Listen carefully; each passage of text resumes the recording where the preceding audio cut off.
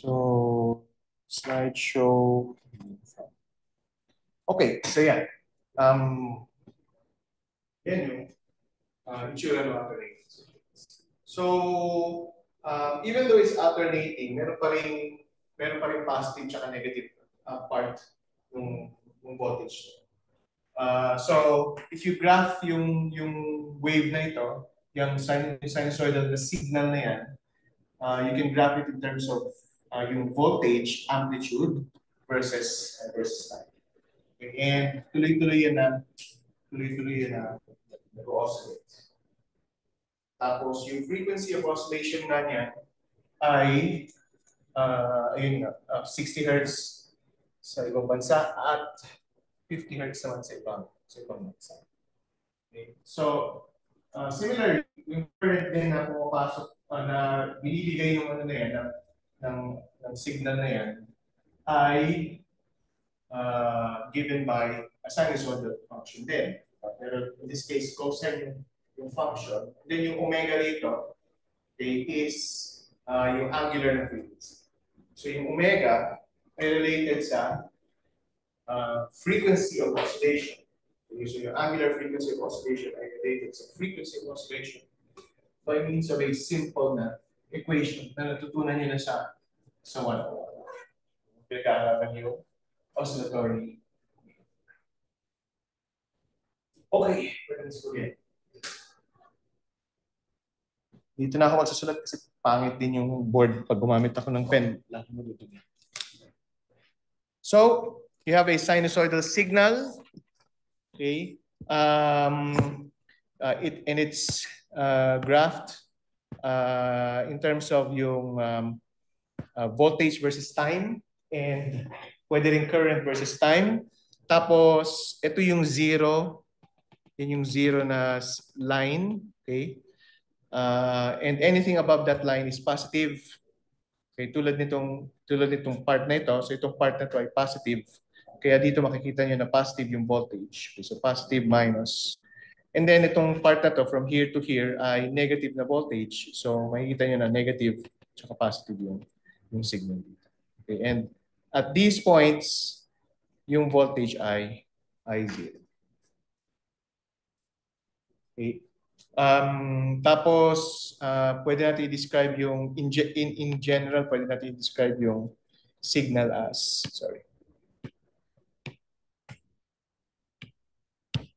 using this equation. So, V is equal to V, capital V, cosine omega. Okay, now, pag nakakita kayo sa book, pag nagbabasa na kayo, nire-review niyo yung mga yan, gumagamit na sila ng small letters at big letters. So pag small letters, it pertains to signals that are varying with respect to time. Okay, so meron siya time dependence. So ibig sabihin, itong V na ito, okay, you can write as V of T. Okay? And pag nakakita kayo ng variable tulad na capitalized tulad ng V na yan, tabi ng cosine, that means it's a DC na signal. Okay, so wala siyang time na dependence. Okay. Now ito, tawag natin dito ay angular frequency.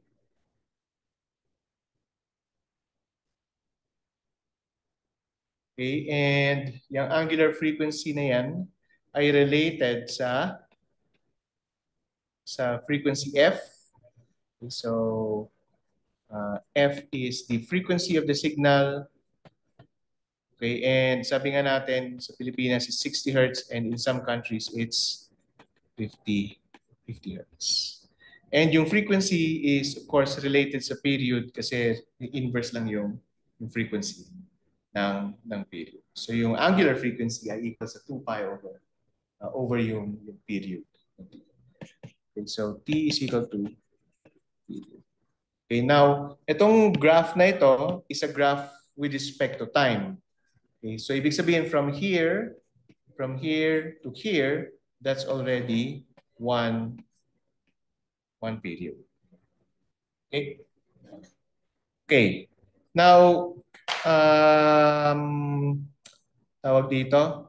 Now, itong signal na to, ina-apply natin sa mga circuit elements. So ano ba yung mga circuit elements? Pinag-aralan na natin yung capacitor, yung resistor, yung capacitor, and then just recently pinag-aralan natin kung ano yung inductor. So basically yun yung pinaka-basic na circuit elements. Okay, and pag in-apply natin yung signal na to dun sa tatlong elements, circuit elements na yun, ano mangyayari sa kanila? Well, sa resistor,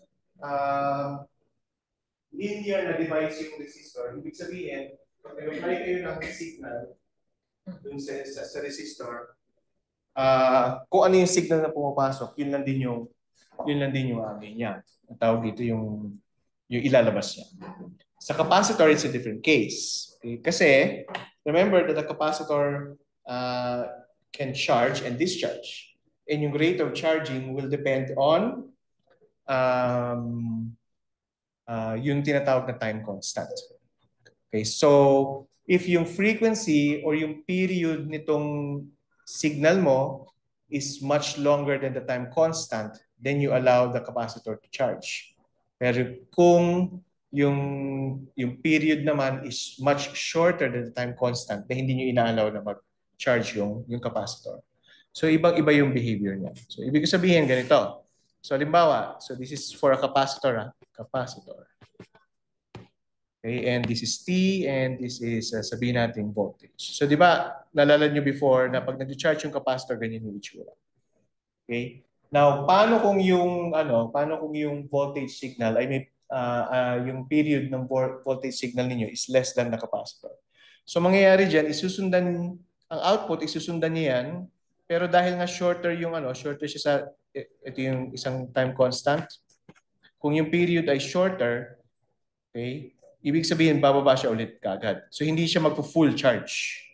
Okay? Pag yung period, okay, nung input signal mo ay shorter than yung time constant mo sa capacitor. So, RC. Okay?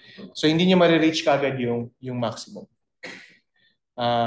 So, may mga ganong klaseng peculiarities. And it's the same with the inductor. Kasi sa inductor, napag-aralan niyo last time na it stores magnetic potential energy. So it basically also charges and discharges. Okay, pero it charges the inductor with magnetic potential energy. So, ibang-iba ang behavior ng capacitor at ng inductor with respect to the resistor. And pag nag-consider tayo ng output across the resistor, inductor, at capacitor, magiging magulo yun pag yung treatment natin is in terms of AC na waves. Okay, so halimbawa, pakita ko lang yung isang example. Halimbawa, yan. Yun nandun sa figure, itong figure na ito. Okay? Tignan nyo, paano nyo i-treat yan, paano nyo sila i-add. So, kailangan yung tawag dito, kailangan nyo ng tawag dito. Mahirap i-add yung dalawang signals na yan, especially kung out of phase yung dalawang signals. Okay? Kung ganyan yung representation. So to make things easier, what we do is we use a concept called phasors. Okay? So etong phasor, yung nakikita niyo dyan sa figure is a phasor diagram. Ano ang phasor diagram? So to represent yung sinusoidal signal, what we need is just this arrow, okay, which represents yung amplitude nung AC na signal niyo. Okay, maximum amplitude. Okay, so halimbawa, dito sa signal, ito yung maximum amplitude nyo. So yung length ng arrow na ito will always be this voltage. So yung length ng arrow na yan will always be this one. Okay? Pero kung yung arrow na to paiikutin nyo kasi yan. Okay? So habang umiikot siya, okay, nagbabago yung projection niya dito sa y-axis. Okay? So ibig ko sabihin ganito. Magdagdag na lang tayo ng isang slide para mas maging klaro. And then so paano kung mag-start tayo from here? Okay, so let's start from here. Okay, anong itsura ng sinusoidal na signal mo dyan? Okay, well, wala siyang projection dito sa axis na ito. Okay, so y-axis. Okay, so zero yung projection niya. So sa voltage is just zero. If we move it a little bit, okay, same yung length ng arrow pero yung projection niya dun sa y-axis ay ganito. Okay, so yan. So yan yung projection niya sa y-axis. So mangyayari ngayon is magmo-move. Okay, magmo-move na yung signal mo. Okay, so nag-move na siya ng ganyan. Okay, so and then pag pinaikot mo pa ulit yan, okay? Again, same lang yung length ng arrow, ang nagbago is yung projection niya dun sa y-axis. Okay, at pag nilipat natin dito sa kabila, okay, so magiging ganyan yung itsura ng signal. Okay, and then pag maximum na siya dito, okay, so na-reach na rin niya yung maximum na signal. Dito. Okay, so that's already a quarter of the full wave. Okay, tapos, pag nilipat natin dito, and then pinaikot natin further, ganyan. So we will have ito. So pag ganyan, and then ito. So pag ganyan dito, and then ito, wala siyang projection. So ganyan na siya. So that's half a wave. Okay, and then kung itutuloy lang natin yung pag-ikot niyan, so we have this and that and pag ganyan. So we'll get another quarter. And then tuloy natin ulit yung ikot. So pag ganyan and then pag ganyan and then pag ganun. So we'll have the full wave. Okay, so yan yun dyan. Yun dito. Okay. So, makikita nyo na we can represent yung wave in terms of arrows. Okay? And kung paano umiikot yung arrow around this coordinate system. Okay? Okay. So, ang tawag natin sa representation na ito is a phasor diagram. Now, if we look at the phasor diagram, okay, basically, okay, first of all, ano ba yung x-axis? Ang x-axis is a real axis and yung y-axis is an imaginary axis. Natutunan niyo na to sa math before? Okay, anong tawag natin sa ganitong klaseng diagram pag meron kang complex, imaginary, tsaka real? Nalala niyo ba?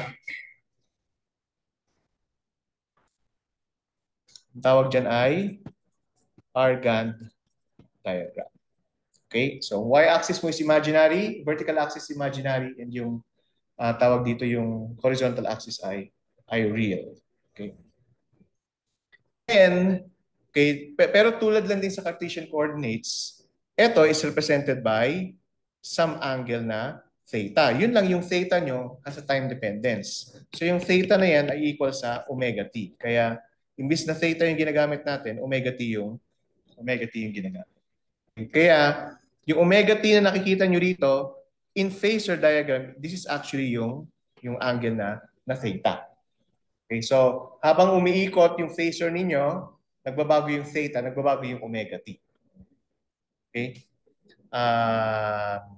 And yung omega dyan, sabi natin yung angular frequency. So kung gaano siya kabilis na umiikot dun sa Argand diagram. Okay, so ganyan yung representation natin sa phasor diagram. And it makes things much easier kumpara sa wave representation kasi nga, basically, ang treatment lang natin dito is kung paano na tayo nagtitreat ng vectors. Okay? So we just add them in the same way that we add vectors. Ang konting complication nandito is that meron kang imaginary na component. Okay? Now, for the purposes ng 102, hindi natin ita-touch gaano yung imaginary na component. Ang importante lang is pag-aralan yung behavior. Okay, so yun lang yung titignan talaga natin dito. Okay. Now, you can actually create what's called a rectified signal using um, using some sort of technique. Okay. Anong ibig sabihin pag rectified yung signal? It's rectified pag yung sinusoidal signal nyo ay lahat positive. Kumpara sa dito, kanina meron kang positive na component at saka negative na component, di ba? Pero, ah, pero ni-rectify nyo na yung signal, okay, tulad ng nakikita nyo dyan, lahat positive na. So it's like mathematically, it's like taking the absolute value. Di ba? Okay, pag tinake mo yung absolute value ng sign na signal, lahat ng negative nyo, angat lang doon sa positive side. Okay? Sa electronics, pwede nyo actually gawin yun using what's called a rectifier. So, full wave rectifier. Okay? At ito yung isang example ng full wave na rectifier dito sa circuit na ito. Okay, itong device na ito na nakikita nyo dyan is called a diode. Okay. So, yung device na yan, okay, it's called a diode. And what a diode does is that it allows current only through one direction. Kumbaga, kung kalye yan, one way lang yung kalye na yan. Okay, at yung direction ng yung direction na inaalaw niya is only dun sa direction kung saan nakaturo yung triangle. Okay? So, walang current. So, para sa na to, para sa branch na ito, walang current na ganyan. Okay? Hindi yan iaalaw nung circuit. Okay?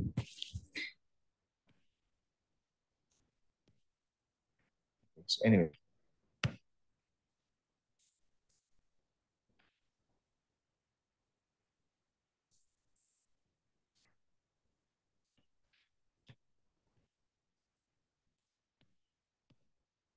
Okay. So, pag na-rectify na siya, then all of the signal will be dun sa positive na part. Now, you can take the average of that signal. Okay. More importantly, what you can take is not just the average, but you take what's called the root mean square or RMS. Okay, na value nung signal na ito. Okay. So, ano ibig sabihin ng pag RMS? Okay, so first of all, okay, sorry. Kunin muna natin ang ipakita ko muna yung average na value. So, average value muna, sorry.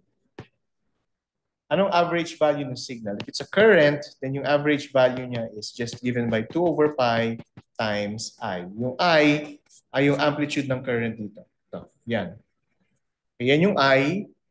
Okay, amplitude niya ng current. Yung length yan ng arrow dito sa phasor diagram. Okay, and multiply that by 2 over pi, then you get the average value. Ay. Okay. Okay, sige. So, that's about equal to 0.6371 times I. Okay. Another parameter na ginagamit to describe yung circuits ay yun nga, yung root mean square value or RMS. Okay, RMS na values. Okay, so RMS na current, RMS na voltage. Okay, so ang gagawin nyo muna dyan is first, you take the square. Okay, ito yung una nyo gagawin. Square nyo muna yung signal. Okay, so if the original signal is I equals I cosine omega t, ang first thing na gagawin nyo is square nyo yan. I squared is equal to I squared cosine squared omega t. Okay, pagkatapos, kunin niyo yung mean or yung average. Okay, pag kinuha niyo yung square ng sinusoidal na signal, yan, yung signal na to. Pag kinuha niyo yung square niyan, ano mangyayari dun sa negative na part? Magiging positive din siya, di ba? Pero tataas yung amplitude kasi ni-square nyo eh. Right? Okay, so magiging parang ganito na yung itsura niya, parang rectified na signal. Okay, ganyan na yung itsura niya. Okay, pag nakuha niyo na yung niyan, yung rectified na signal, then ang susunod yung gagawin is kunin niyo nga yung mean or yung average. Okay, so pag kinuha niyo yung ano bang average ng cosine? So ito, average ng cosine. Okay, so we can write this as I squared equals I squared times, if we use yung isang trigonometric property, we can write cosine squared omega t as 1/2 1 plus cosine 2 omega t. Okay, so gumamit na tayo ng isang trigonometric na property dito to relate yung cosine squared at gawin natin parang cosine na lang, hindi na siya cosine squared. Okay, so this will be equal to 1/2 I squared plus 1/2 I squared cosine 2 omega. So yan yung I squared. Now, yan, mas madaling kunin yung average. Kasi ito, yan na yung average niya. I 1/2 I squared. Pero ito, ano bang average ng cosine? Okay, ang average ng cosine ay? Ano average ng cosine? Tingin niyo.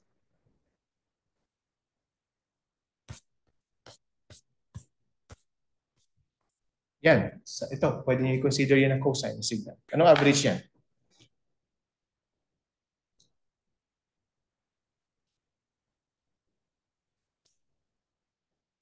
May positive component ka? May negative na component? Yung cosine lang tinitingnan natin ha. And then may kasunod niya, positive ulit. Negative. So sa bawat positive, meron kang negative. Kinuha mo yung total nilang dalawa or yung average nila, anong magiging average? 0. Diba? Okay. Kaya natin ginawang cosine yan. Hindi natin kinuha yung cosine squared na average. Kasi yung average ng cosine is just 0. So mas madali. So that will be equal to 0. So yung mean ng I squared is 1/2 capital I squared. Next is you take the square root. Diba kasi root mean square. So syempre, kunin mo yung square root ng signal na yan, then what you get is I, then I over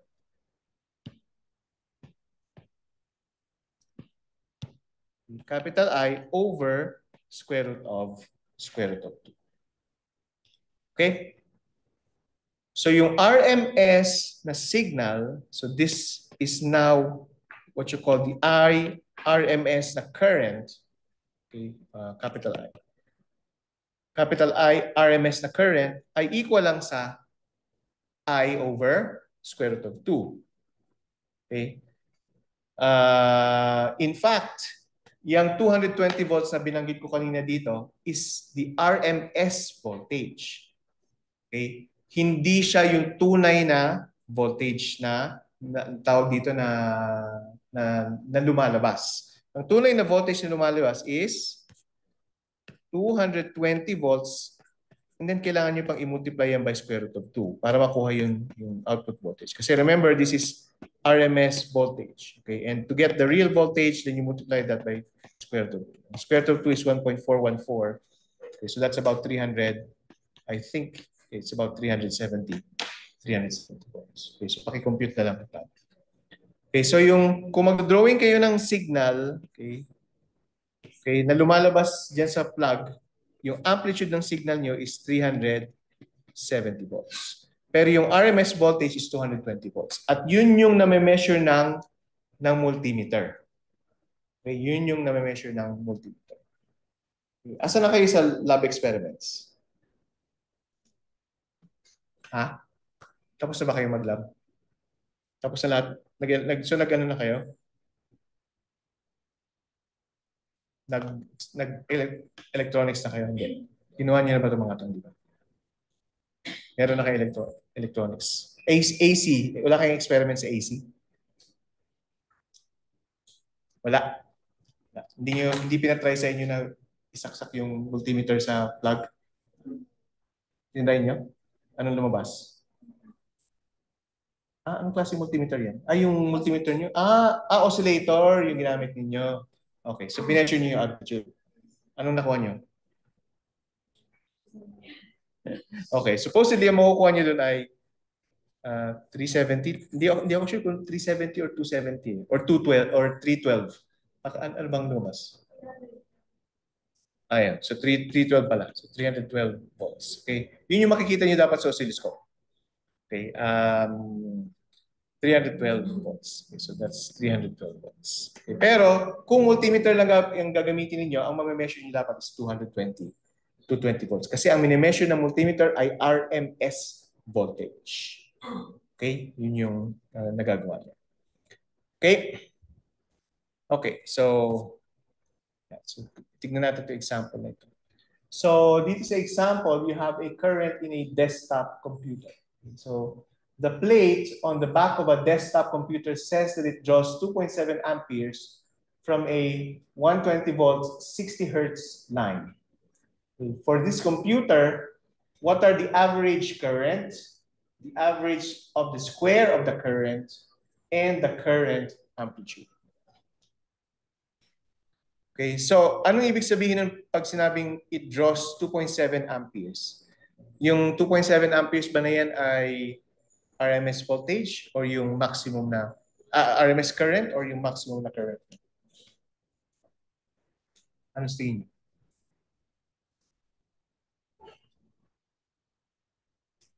So pag ganyan, kung ano yung rating na nilalagay sa mga devices, RMS parati yan. Okay? So, yung pag tinignan niyo yung mga chargers niyo, di ba may mga ratings na nakalagay, RMS lahat yan.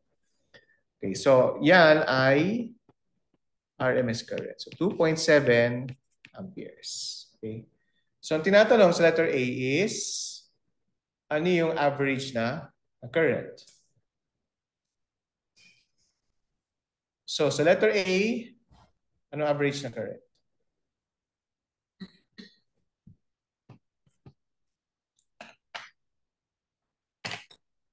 Sinusoidally varying yung current nyo. So anong average na?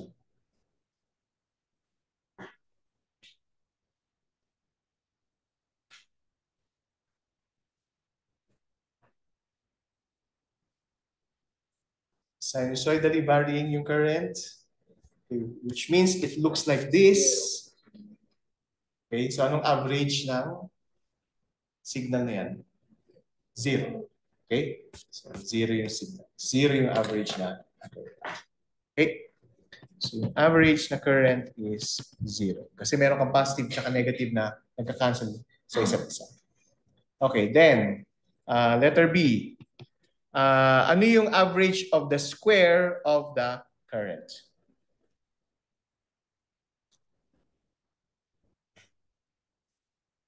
So anong ibig sabihin nun? Average of the square of the current.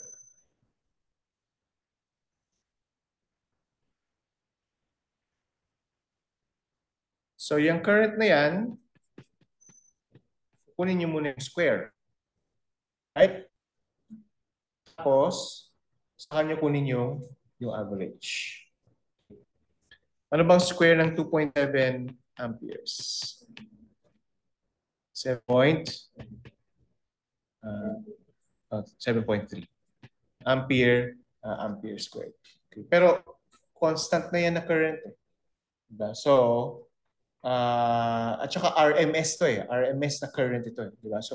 So hindi siya nagbabago. Walang time dependence ang RMS na signal.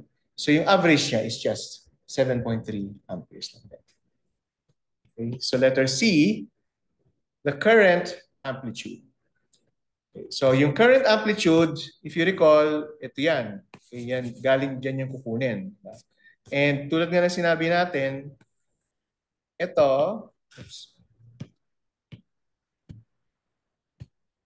yan yung current na amplitude.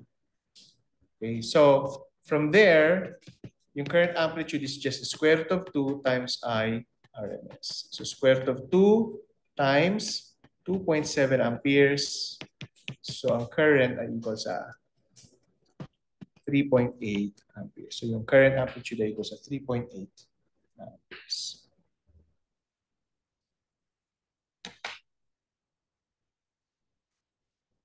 Okay. Okay. So now, tignan natin ngayon yung behavior ng resistor with respect to an input signal na sinusoidal. Okay. So, unang-una, nakita niyo na tong symbol na ito, yung symbol na yan is the symbol for an AC source. Okay? So, yung symbol na yan. So, meron kang AC source, nagpo-provide ng AC na signal dun sa resistor mo. ano yung output ngayon or ano yung output na voltage or current dun sa resistor. Okay, dahil nga linear yung resistor, okay, yung output na voltage dun sa resistor is nothing but yung current, okay, na pinoproduce ng voltage source times yung resistance. Okay, so it's just capital IR cosine omega omega t. Okay, now we can write this IR as a VR equal to IR. So pwede natin ito isulat as VR cosine omega. Okay, so yung VR yung voltage na amplitude.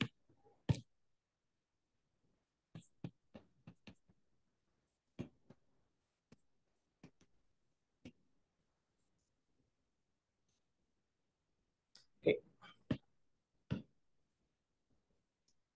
Okay. So, yan.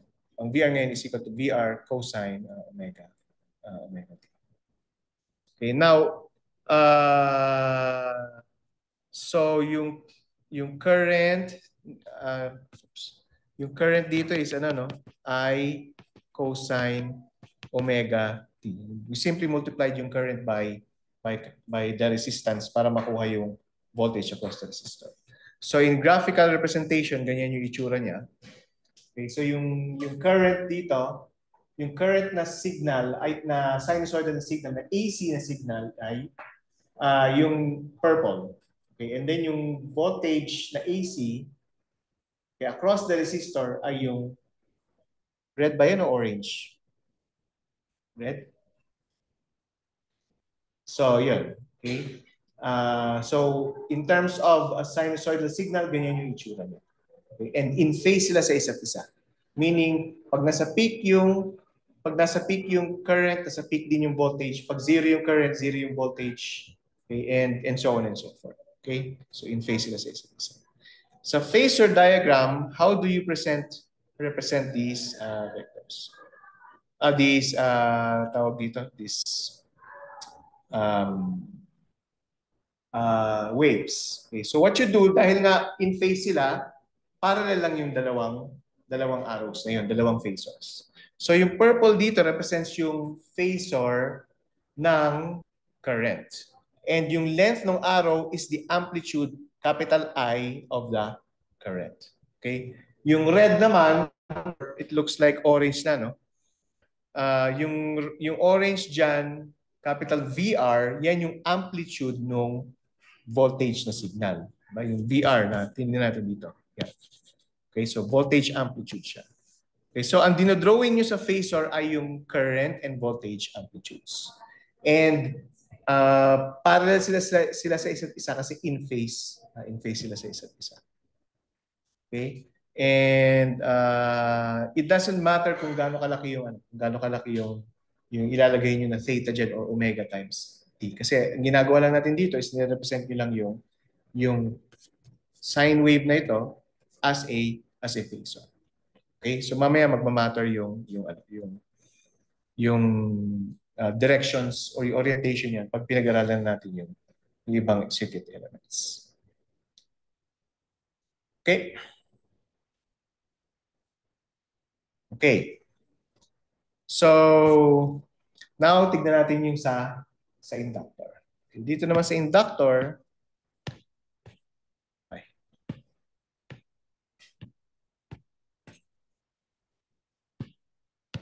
anyway, so dyan sa inductor, okay, ito yung itsura ng circuit.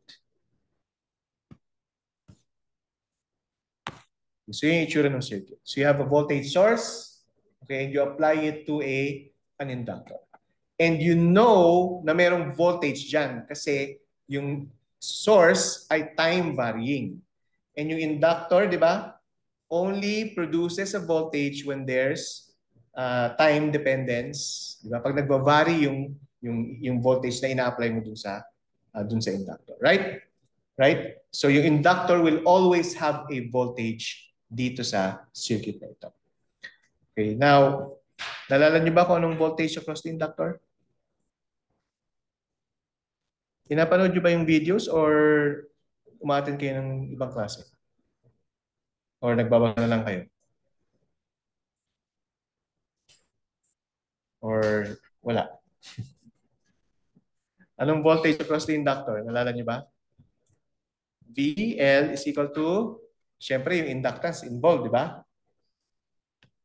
Tapos, DI dt.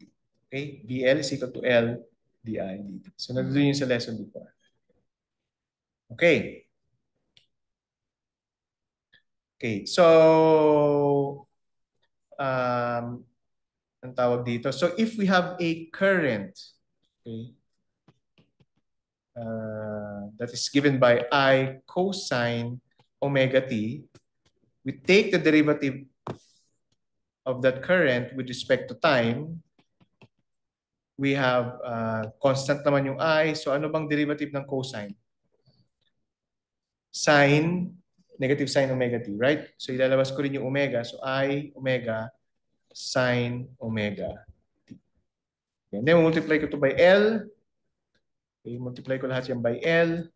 Okay, what I get is, ang L di dt is yung voltage across the inductor. So L di dt equal ngayon to sa negative L I omega sine omega. Okay, at itong L I omega, yan yung voltage amplitude across the inductor. Okay, and yung small na VL, yan yung time varying na voltage dun sa inductor. Okay, now gagamit tayo ng kaunting trigonometric na ano dito. Sorry. Dito ginamit cosine, no? So, okay, so anyway, pwede nating actually isulat ito. Yung sine, okay, ay pwede nating isulat as negative VL cosine omega t plus 90 degrees. So, plus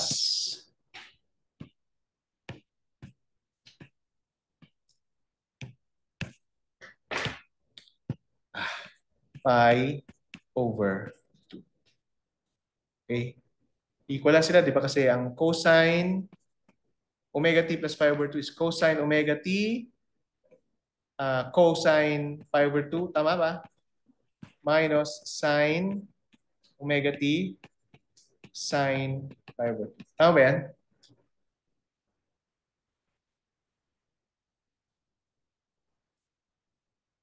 Tama ba? Yung ginagawa ko math. Anong cosine pi over 2?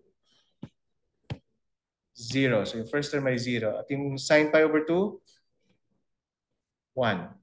Right?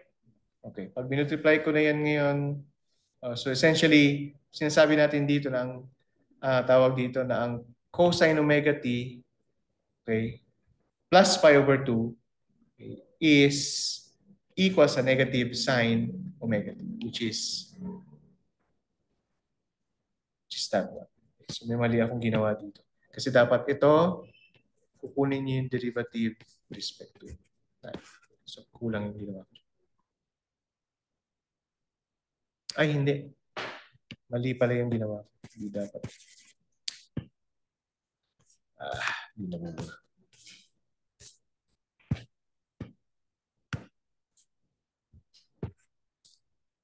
Okay, ulitin ko lang. VL is equal to L di dt ay equal sa negative Li omega. Tapos, derivative, dapat hindi yan sine, ano? Dapat cos. Ay, hindi, sine nga, sine. Sine.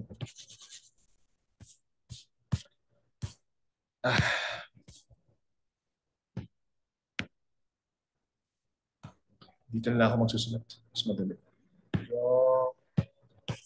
Mas madali place.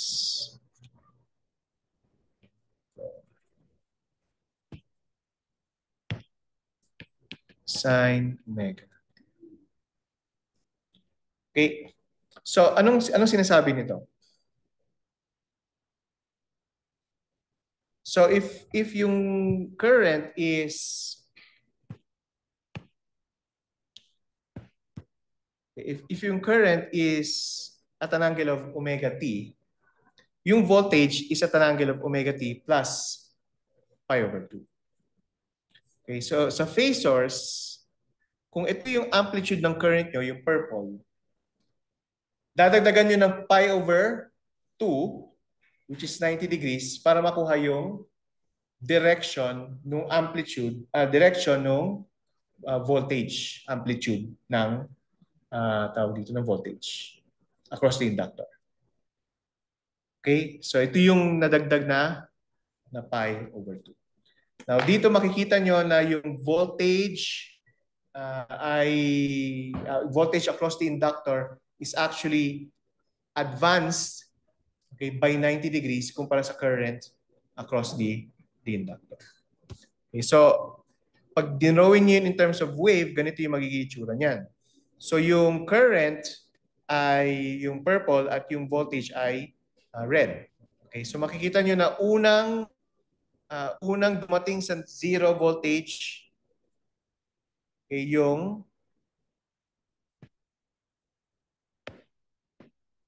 unang dumating sa zero voltage yung current. Okay, ito nandito yung zero voltage siya, so nahuhuli siya. Okay? Tapos pagdating sa time na ito, nasa peak na yung negative peak na yung current, pero yung voltage nasa zero pa lang.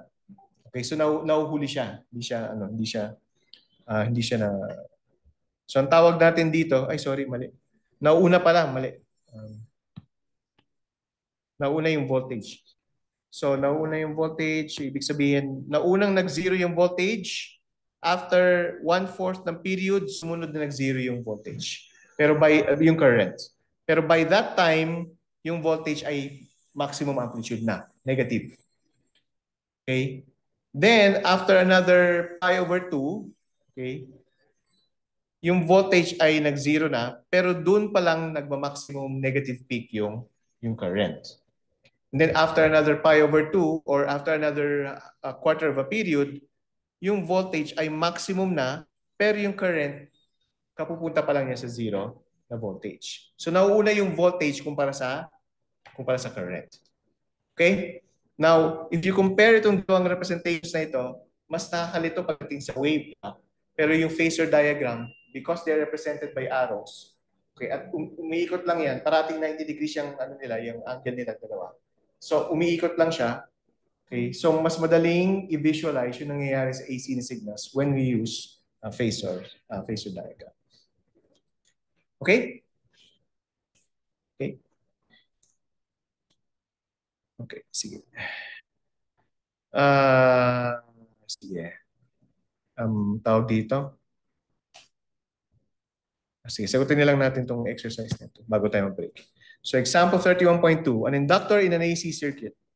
So the current amplitude in a pure inductor in a radio receiver is to be 250 microamperes. Okay.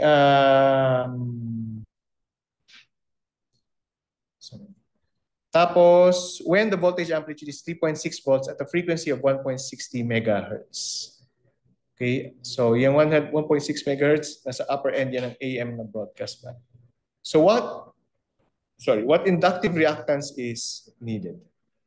Okay, ano ba ang inductive reactance? Okay, so hindi ko na-introduce yung kanina. Actually, sinabi natin dito na itong yung Li omega, yung amplitude na VL is just L I omega. Pero yung omega L, product ng omega L is called XL, okay? Or ang tawag dito ay inductive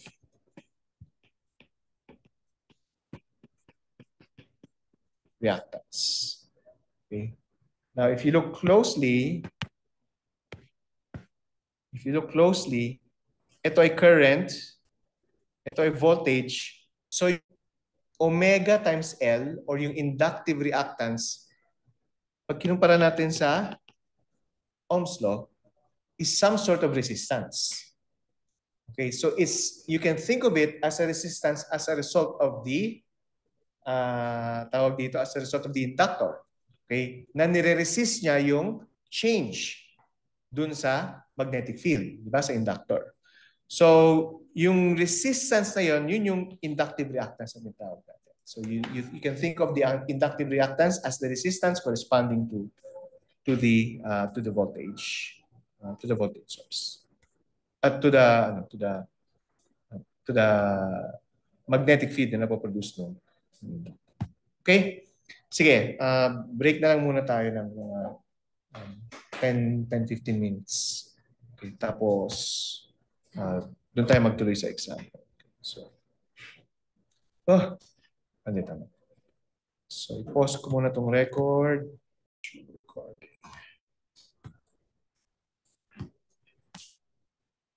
Okay, so sagutin natin yung exercise na. So yung unang tatanong ay current amplitude. Ano yung inductive reactance? Okay? And ano yung inductance? Okay. Ang kailangan. Okay, so ano yung inductive reactance? Ang inductive reactance is given by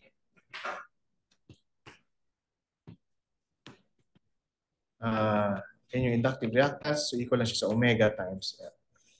Okay, ang omega is angular frequency. Okay, so ang mga given dito pala ay F is equal to 1.6 megahertz, diba? Voltage amplitude in a pure inductor, so this is BL kasi nasa inductor to. Okay, and current amplitude, so yung IL ay equal sa 250 microamperes. Okay. Now since yung yung inductance ay tawag dito, very similar or na-derive natin siya using Ohm's law, yung unit ng inductive reactance is also the same unit as the resistance. Okay, so Ohm din yung Ohm din yung unit ng inductive reactance. Okay, so ang omega, sabi natin, is related dun sa frequency at equal sa 2 pi f.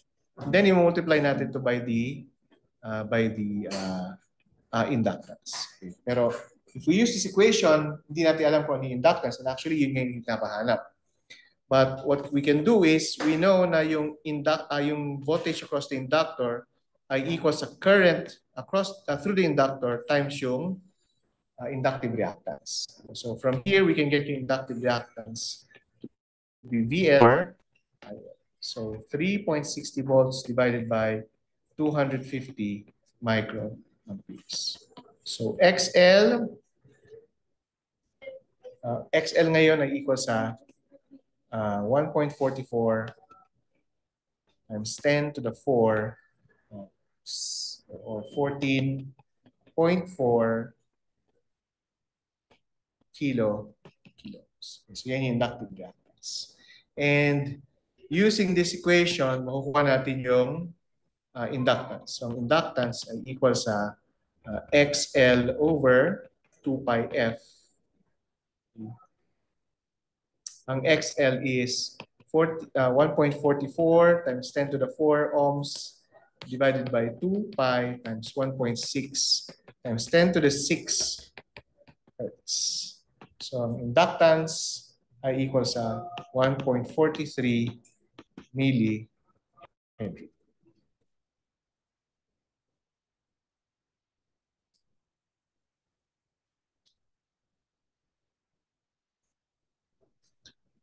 Okay. So sa letter B, if the voltage amplitude is kept constant, what will the current amplitude through this inductor at 16 megahertz and at 160 kilohertz? So yung voltage amplitude yung constant. Ang mabago dito ay yung current amplitude. So at 16 megahertz, so letter B, no? So dito, yung F is equal to 16 megahertz. Okay? We know na XL ay equal sa 2 pi FL. Kanina, ang frequency is 1.6 megahertz. So 16 megahertz is actually 10 times larger kaysa 1.6.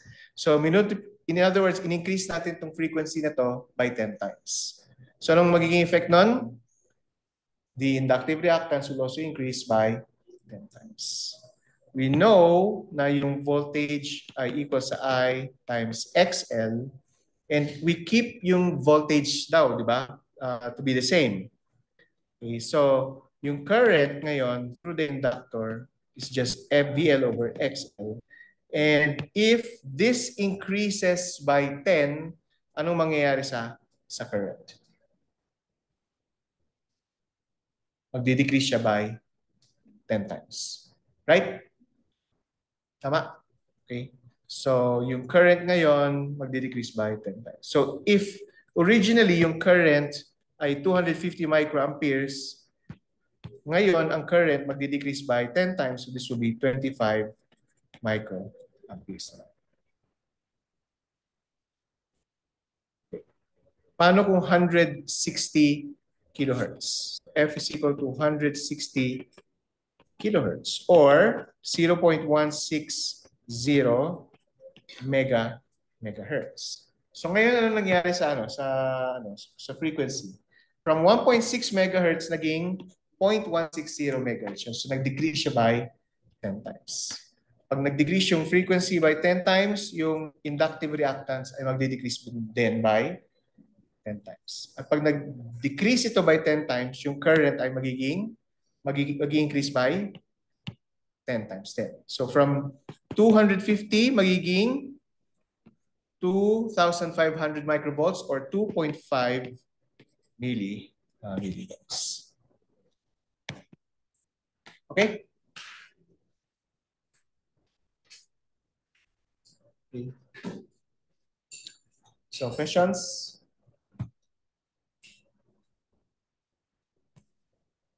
Okay, so kanina tinitingnan natin yung capacity, yung inductor. Ngayon tingnan naman natin kung anong nangyayari sa capacitor.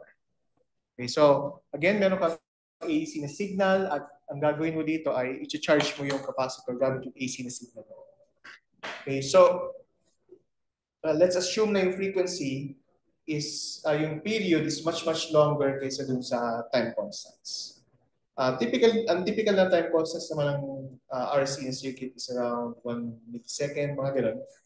Okay, so sobrang liit lang niya. And yung tawag dito, yung frequency ng di ba, ng outlet na to is 60 Hertz. Or pag kinonvert niyan sa frequency, so that's 1/60, magiging 16.7 milliseconds. So 16.7 milliseconds kumpara sa 1 millisecond na time constant ng circuit, sobrang haba nun. So hindi natin kailangan alalahanin kung aabot siya sa maximum signal. Definitely aabot siya sa maximum na signal. Okay? Okay, so ano ngayon ang mangyayari dito? Ang mangyayari dito is mag-charge yung capacitor during the going up stage ng wave. Pag pababa na yung signal, magdi-discharge din yung capacitor. And then pag bumaba naman yung signal pa further dun sa negative part, mag-charge yung capacitor pero opposite yung direction. Okay? Opposite yung polarity na tinatawag. And then pag nag-decrease ulit to 0, magdi-discharge naman yung capacitor. So yung capacitor itself, nagbe-behave na rin siya na sinusoidal kasi nagbabago yung kanyang polarity. Okay? Okay. So i-quantify natin yung nangyayari. Paano natin kukunin yung voltage across the capacitor? So voltage across the capacitor ay in terms of charge at capacitance equal to sa Q over C. Okay, notice lang ginamit ko dito ay small q. Again, pag gumagamit tayo ng small letters, ibig sabihin sinusoidally varying, meron siyang time dependence. Okay? Okay. Now yung current, alam natin ay equal sa I cosine omega. And paano related yung current sa anong tawag dito? Sa charge, it's dQ dt. So, yung charge ngayon ay equal sa I cosine omega t dt and then integral niyan.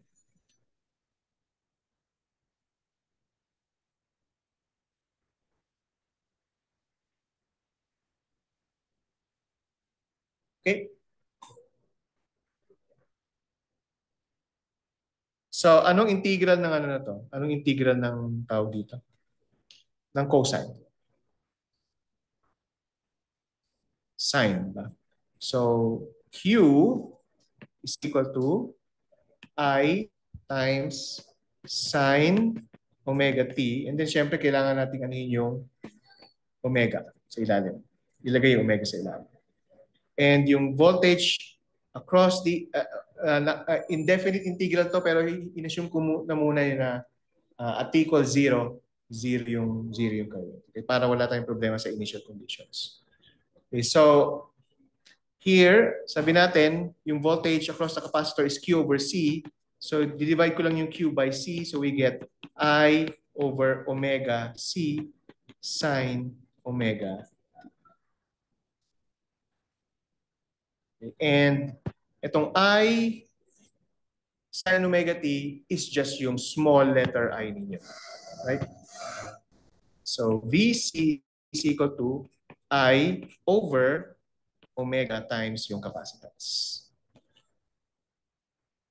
Okay. And again, pag nirelate natin sa Ohm's law ito, diba, Ohm's law is V is equal to IR. Okay. Ibig sabihin, pwede tayo mag-define ng isang parameter which we call a capacitive reactance, XC, which is equal to 1 over omega C. So, what we have is BC is equal to I times X, or I over omega C. So, tawag natin dito ay capacitive reactance. Okay, so again, ang capacitive reactance ay we can think of the capacitive reactance as some sort of resistance na present dun sa capacitor pag yung input signal ninyo ay sinusoidally valid, time valid. Okay, so parang dun sa inductor. Okay. Okay, ngayon tignan natin yung relationship between yung charge, okay, between itong charge na ito, yung voltage, between itong voltage at saka yung current. Okay, so I can actually write this as I over omega C times cosine omega t minus pi over 2. Okay lang? Ganun din, ano? Cosine omega t minus, cosine omega t times cosine pi over 2 plus sine omega t times sine pi over 2. Ang bibigay niyo sa atin is sine omega t, which is,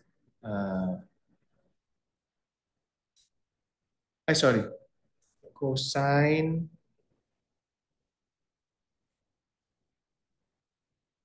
omega t. Cosine omega t times cosine pi over 2. So 0 yun. Plus sine omega t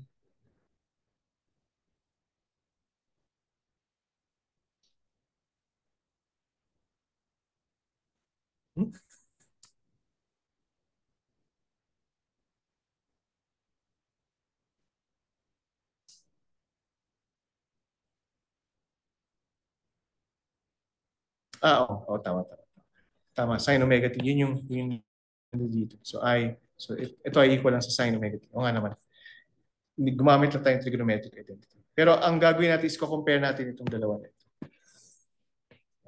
So ito kasi yung voltage across the capacitor. Ito naman yung current across the capacitor. So ano nangyayari dito? Okay, makikita natin na merong phase na negative pi over 2. So kanina sa inductor, yung phase ay plus pi over 2. So nakita natin na yung inductor sa phasor diagram ay nauuna by 90 degrees. So sa capacitor, mahuhuli siya by 90 degrees. Kaya ito yung nakikita nyo dito sa figure. So yung purple, yun yung current, and yung tawag dito yung orange o yung red, yan yung voltage. And behind yung voltage by 90 degrees or by pi over 2. So sinasabi natin na yung current, yung voltage lags the current by 90 degrees. So in terms of yung sinusoidal wave, nauuna yung current at sumusunod lang yung voltage. So again, naunang umabot sa peak yung current, okay, yung voltage nasa zero pa lang. After a quarter of a period, nasa zero na yung current pero nasa peak pa lang yung voltage. After another quarter of a period, yung voltage ay zero na pero yung current nag-maximum negative na siya. And then after another period, yung voltage ay nag-maximum negative na, tapos yung current ay ay nasa zero na, and so on and so forth. So makikita natin na nauuna yung current dito by 90, by a quarter of a period or by 90 degrees or by pi over 2. Okay, so yun yung nangyayari dyan. Okay, so tingnan natin ito example na to. So a resistor and a capacitor in an AC circuit. A 200 ohm resistor is connected in series with a 5.0 microfarad capacitor. Okay, the voltage across the resistor is VR equals 1.20 volts cosine 2,500 radians per second times T. Okay, so derive an expression for the circuit for the circuit current. Okay, and B, determine the capacitive reactance of the capacitor. And C, derive an expression for the voltage across the capacitor. Okay, so an expression for the circuit current. So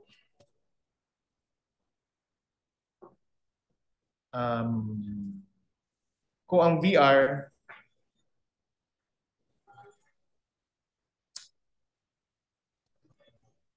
a 200 ohm resistor is connected in series. Hindi ko nailagay yung figure. Okay, so kailangan natin ilagay yung figure dito. So ganito yung itsura ng circuit. So ito yung AC na signal ninyo at meron ditong capacitor. Tapos merong resistor. Yeah. Okay, yung capacitor ay may capacitance na 5.0 microfarad. And yung R ay may resistance na 200 ohms. Okay, now yung voltage across the resistor, yung sinasabi dito, voltage across the resistor ay equal sa 1.2 volts times cosine 2,500 radians per second times T. Okay. So, alam natin from that na omega is 2,500 radians per second. At yung VR, okay, ay equal sa 1.20 volts. Okay. So, pinapahanap unang-una ay yung expression for the circuit current. Okay. So, letter A, ano yung circuit current? Now, yung capacitor ay in series with the resistor. So, we know na kung ano man yung current na dumadaan sa resistor is exactly the same current na dumadaan dun sa capacitor. Okay, kasi in series sila. So what we can do here is simply to get the current through the resistor, okay, from using yung voltage across the resistor divided by the resistance. So this will become 1.20 volts divided by 200 ohms times cosine ng 2,500 radians per second times T. So yung IR ay equal sa 6.0 times 10 to the minus 3 amperes times cosine ng 2,500 radians per second. Okay, so yan na yung current. Okay, and it's the same current dumadaan din sa capacitor. So actually, pwede natin tanggalin yun lang yung subscript. So we can just write I. Okay. Next, determine the capacitive reactance of the... So ang capacitive reactance ay equals to 1 over omega C or 1 over 2 pi F C. Actually, hindi na pala natin kailangan i-write yan na ganyan, kasi alam na natin omega. So 1 all over 2,500 radians per second times yung capacitance na 5.0 times 10 to the minus 6. So yung capacitive reactance ay equal sa 80 ohms.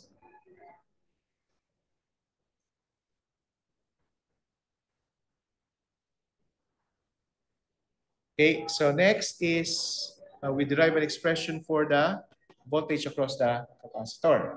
Now, voltage across the capacitor is BC equals sa capital BC times cosine or sine ng omega t.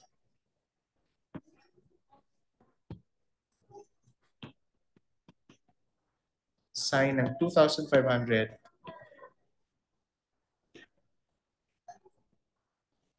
radians per second times. So ano yung VC? Yung capacitance. So, makukuha natin yung VC from IX. Alam na natin yung XC, di ba? And alam natin yung I. Yung I ay this one, 6.0 times 10 to the minus 3 amperes. 6.0 times 10 to the minus 3 amperes times 80 ohms. So yan yung VC. That's 0.48 volts. So this becomes 0.48 volts times sine ng 2,500 radians per second times T.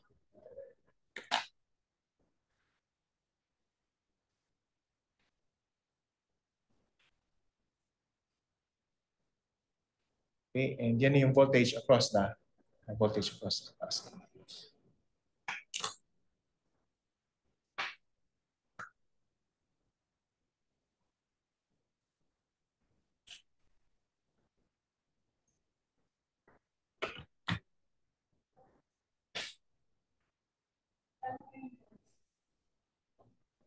Oh, sorry. Okay. So, any questions?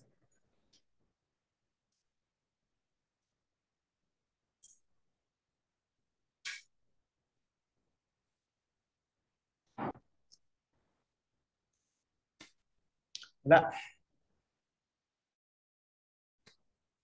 Okay. Sige, summarize natin kung ano yung natutunan natin sa mga previous na slides. So basically, we have R, we have XC, which is capacitive reactance, which is equal to 1 over omega C, and we also have inductive reactance, which is equal to omega. Yeah. Now, if we plot, for example, resistance as a function of omega, angular frequency, so resistance as a function of omega, your resistance is not dependent on omega, di ba? Right? Okay. So, constant lang siya with respect to omega.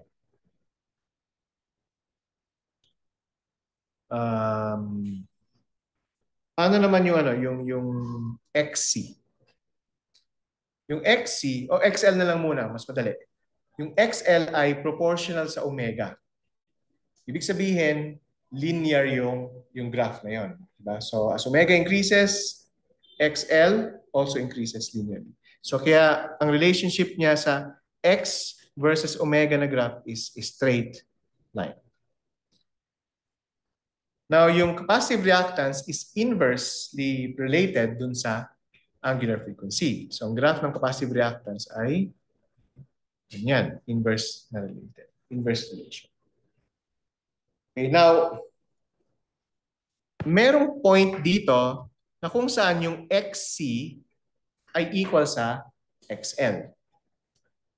Okay? So pag yung XC ay equal sa XL, ibig sabihin, magka-cancel lang sila. And what you'll have is just a purely resistive na circuit. Okay? So by the way, anong klaseng circuit ang pinag-uusapan natin dito? Ang pinag-uusapan natin circuit dito is an RLC circuit. So ibig sabihin, meron kang input signal, may resistance ka, may capacitance ka, and then meron kang inductor.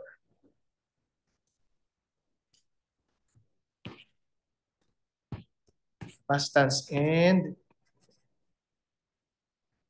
inductor. So R, C, and L. Okay, so at the point na kung saan yung inductive reactance ay equal sa capacitive reactance, kung ano man yung frequency na yan, okay, yan ay tinatawag na omega naught or resonance frequency. And at the resonant frequency, the circuit is purely resistive. Okay, kasi wala ka nang, hindi nyo alam, hindi na, nagka-cancel lang yung effects ng capacitive reactance at saka ng inductive reactance. Okay? Okay. Now, below the resonant frequency, at frequencies below the resonant frequency, ang nagdo-dominate ay capacitive reactance. And above the resonance frequency, ang nagdo-dominate ay anong tawag dito? Yung inductive reactance. Okay. So, alam niyo na may ibig sabihin ng resonant frequency, di ba? Okay, so from 101, the resonant frequency is a frequency na kung saan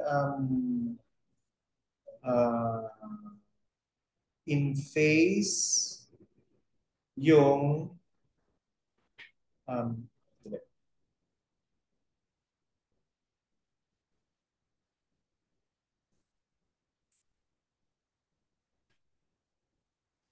kasi two terms lang pala sa sa 101. Teka. Tingnan ko yung analogy. Pero ito na lang siguro yung isipin niyo sa resonance. Okay. So, kung nung bata kayo, nagsiswing kayo, either kayo yung nasa swing or kayo yung tumutulak. Tama? Tama. Kailan siya resonant na case?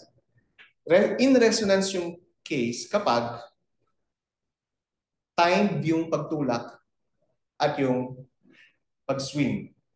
Diba? So in other words, pag-swing niyang ganyan, tapos itulak niyo siya at the same time, tuloy-tuloy lang yan na mag-swing. Diba? Pero kung off timing niyo yung pagtulak, ayo, paparating pa na siya, itutulak niyo na, edi anong mangyayari doon? Mangyayari, masisira yung kanyang swinging motion. Right? So hindi na siya in resonance. So kaya siya resonance kasi yung period ng pagtulak ninyo or yung frequency ng pagtulak nyo is the same as the frequency ng pag-swing. Okay, yun yung ibig sabihin nun. So dito, yung frequency corresponding to the capacitive reactance, yung capacitive reactance ay equal sa inductive reactance. Okay, so nagre-resonate yung circuit dito. And in that case, wala na, magka-cancel yung effects ng dalawa, yung XC tsaka ng XL. Okay, so isang application ng ganyang klaseng circuit ay dito sa mga circuits. So what you have there is a resistance na inherent dun sa mga speakers, tapos meron kang inductor na nagra-run through one of the speakers and capacitance na nagra-run through the other speakers. So depende kung ano yung XC tsaka XL, kung paano related yung XC tsaka XL sa isa't isa.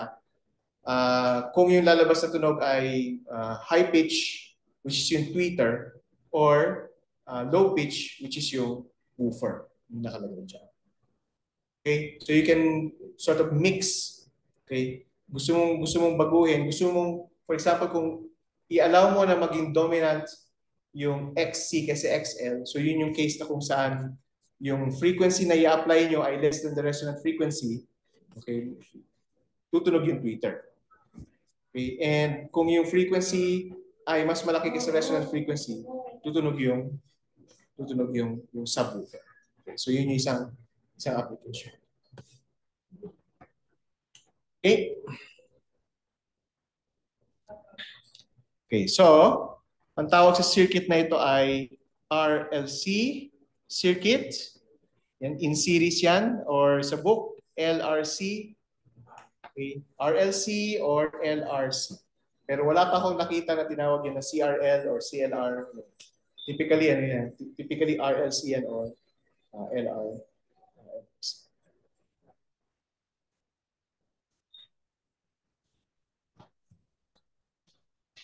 So this is your LRC circuit and they are in series. Now, if we draw yung phasor diagram, okay, again, yung purple dito ay yung current, okay, through the resistor. Okay? So, or voltage across the resistor, kung gusto nyo isipin. Okay, now, sorry, voltage yan across the resistor. Yung current ay pare-pareho sa kanilang tatlo kasi series sila. And ano tawag dito? Anong nauuna? Yung voltage across the inductor or voltage across the capacitor? Nauuna sa resistor, voltage across the resistor. Voltage across the inductor. Di ba? Yun yung pag-aralan natin kanina sa diba na nauna yung voltage across the inductor.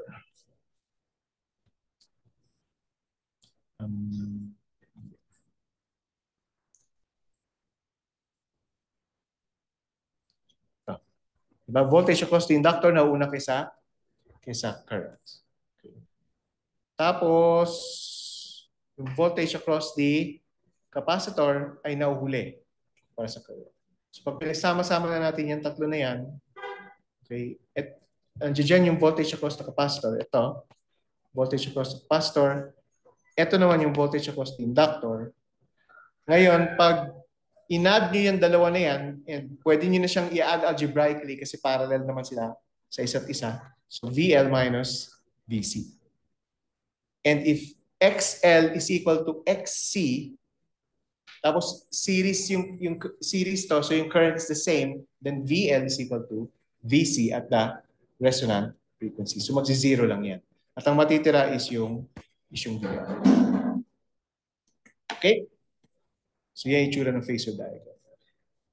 Para sa case ng XL greater than X. Sorry. Yes. Sa case ng XL greater than X. Pero sa case ng XL greater than XC, okay, yung VL minus VC nyo ay nandito na po. Okay? Okay. Now, so, sulat ulit natin. VR is equal to IR.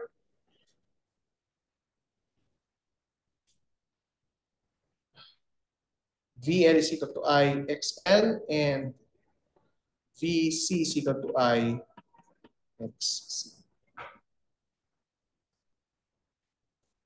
Okay. These three, sabihin na natin, these three phasors, they are like vectors.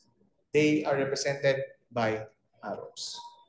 How do you get the total of three vectors? So kung meron kang vector A, vector B, tsaka vector C, paano nyo kinukuha yung sum ng vectors na yun?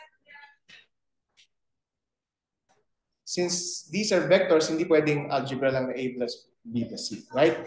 So paano nyo kinukuha yung total?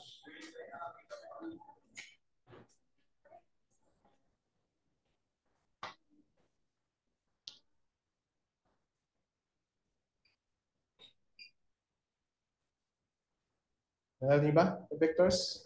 Di ba kinukuha niyo lang yung sum ng squares? Right? Para makuha yung total. And then kukunin niyo yung square root. So yung total nito ay VR squared plus VL squared plus VC squared. Square root. So that's the total voltage.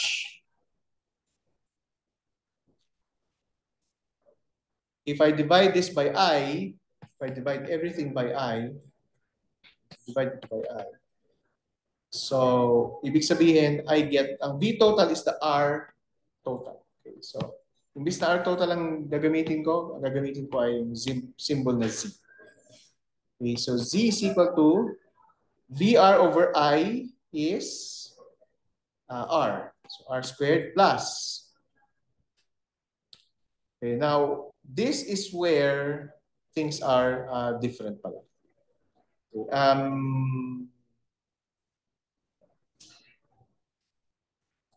kumpara sa vectors. So, yung VL kasi at saka yung VC ay anti-parallel sa isa't isa regardless kung ano yung, di ba, kung ano yung lalabas. So, ibig sabihin dahil anti-parallel sila, pwede natin sulat lang yung difference nila at yun yung gawin square natin. So, in this case, ito ganun din. XL minus XC then square. Okay. XL minus XC then squared, and then kunin niyo yung square. Yan yung total na resistance. Nabura ulit. Ay, kasi nasa labas. Malagpas na pala. Hindi. So, Z is equal to R squared plus XL minus XC squared.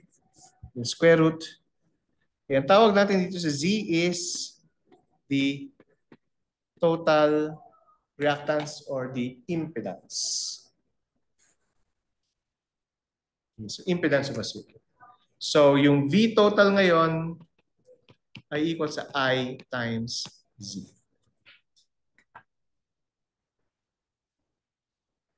Okay.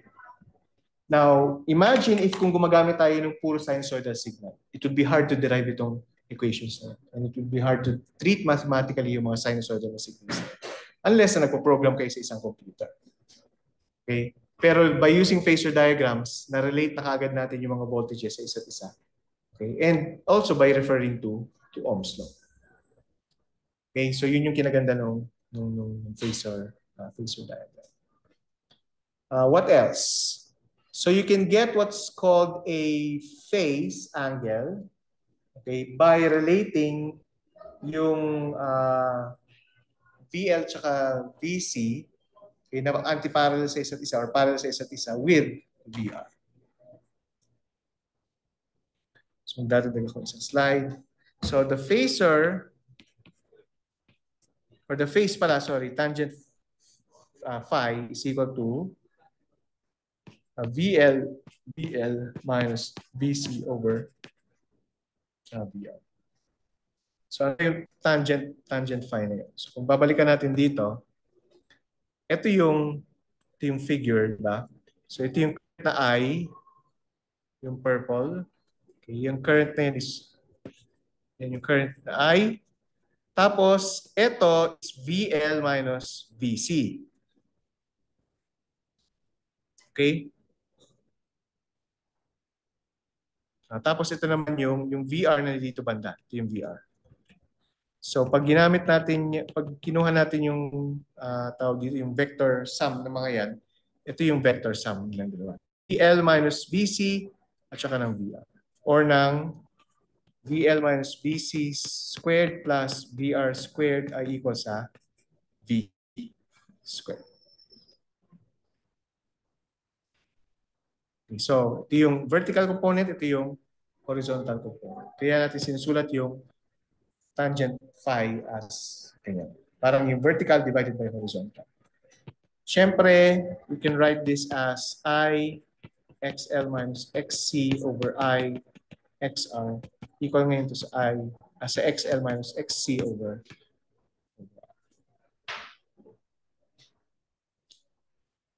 okay, so ang tawag dito ay phase angle of voltage.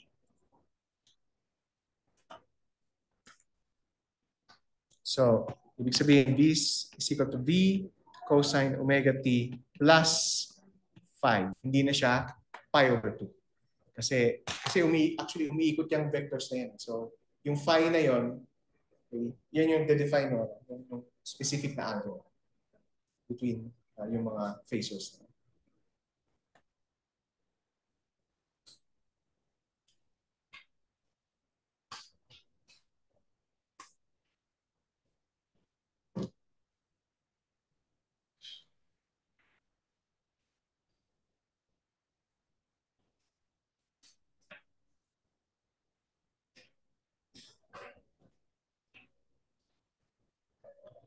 Okay. Any questions? Questions? Wala? Sige. So hanggang dyan lang muna tayo today.